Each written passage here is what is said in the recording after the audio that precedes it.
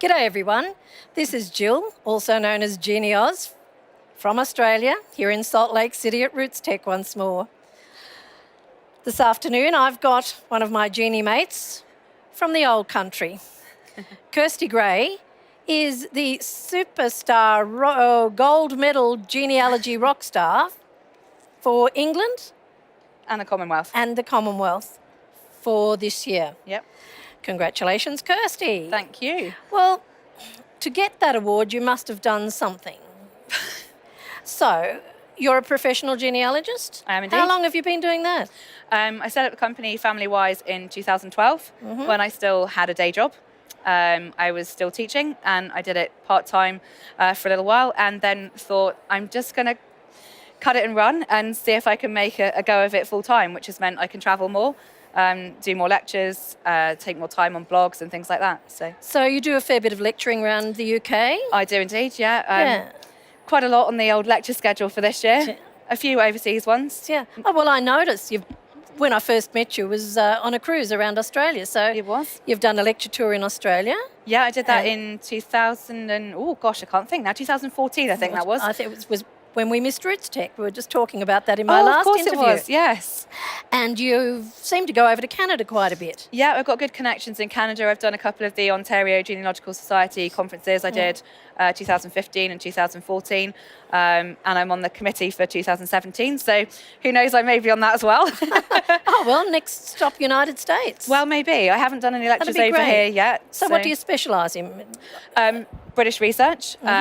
We do quite a lot of finding people, adoption, tracing people, generally in the UK, sort of in terms of people who come to us in the first place, but we do things with people all over the place. We do air hunting as well, so tracing people that, well, not tracing the people that don't leave the wills, but tracing people who benefit from those situations. So you're finding the beneficiaries. That's it, yeah. So do people get a surprise when you ring them up? They certainly do. Yeah, it's really interesting because some people think it's a scam to start off with, so you do have to kind of get over those barriers first of all.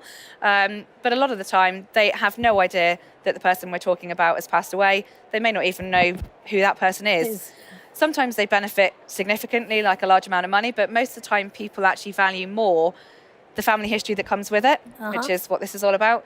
And it's not so much the money, but it's connecting back with family that they may have lost touch with over the years. So they get a lot more than just money out of it. Yeah. So what do you enjoy doing most in your genealogical life? I think anything that changes people's lives in whatever way, and that could be putting people in touch with birth families if they're adopted. I really like doing that. But in whatever way it is that we're changing people's lives, sometimes we do brick walls for people who are here that just can't find that next step back, and if that changes things massively for them, then I love that too. I don't think I have a particular favourite thing. I just love the job. But you're so involved because you do a lot of voluntary work, I know. I do, yeah. And you are, let me get the title right, the chairman? Chair. The chair. Apparently that's more global. Okay. So I'm a physical chair.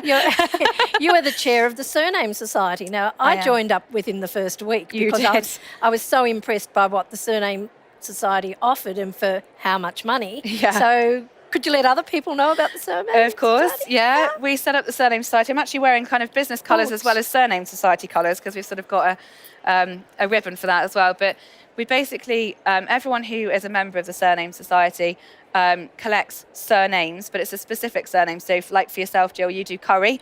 But only down under.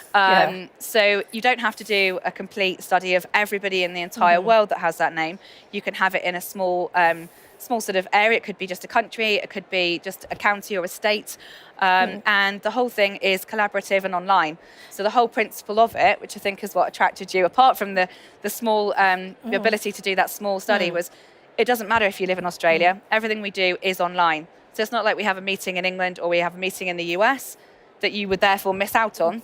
Everything is online. So even if you can't participate at the time, it's all recorded and available on the members' YouTube channel. So and it's only £5. Well, that's what I was going to say. I was a member of another group that cost a lot more.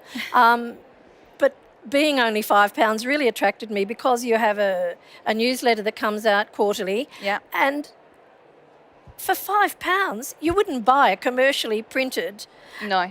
publication that had so much great information, great articles. So Yeah. even if you're not going to do a surname study, because you don't have to. No, you don't have to. You just You have can to just- have an interest in surnames. So, of course, anybody that's here is interested in surnames. I suppose they are. So, yeah, we don't have a booth here, but we've got me. So we've got ribbons and lots of people publicising the society. So Oh, that's great.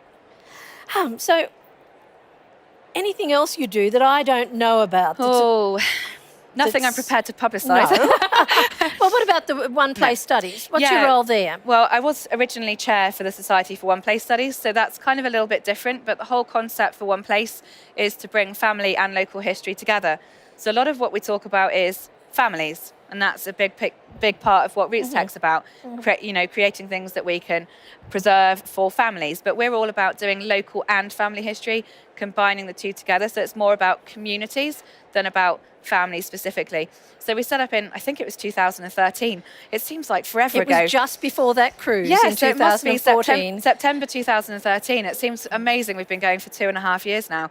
So we set that up in 2013. Again, much of it is online. Similar model. Nothing's mailed out, so we don't have those kind of costs. We have a website, so if anyone's interested in a particular community, lots of people have their own sites, but we also have like pins in the map on the society page as well. So, and you don't have to do a place that is near you. Our treasurer is actually based in New Zealand, and she studies a place in Buckinghamshire, which is in England. Called Wing. Yes, called Wing. So, and I know there's somebody else that you're friends with, Pauline, who was here last year, and she does a place in Ireland. So it doesn't have to be somewhere you're necessarily local to, but it's somewhere that you have an interest in.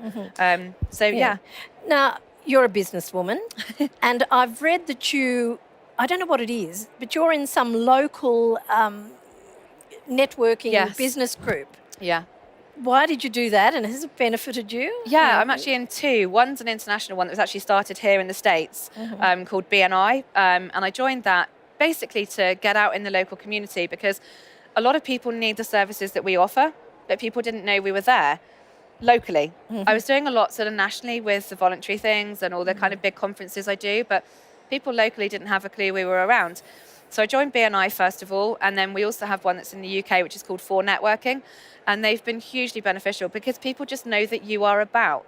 And also, you can connect with other people and go, oh yeah, I need someone to do X, Y, or Z, as you say in America, as Z as I say, but yeah. I think you can connect with all sorts of people that are so helpful to your business. I have a coach that I work with. Did I ever think of working with a business coach? No. So there's a tip And then she just rocked up at one of the meetings and she was great. I get on really well with her. So you build up that connection. So, now, you're a lot younger than many genealogists. So as we wrap up, can you tell us something about your future plans for Kirsty and Family Wise? Well, Family Wise grew beyond what I imagined it was ever going to grow last year.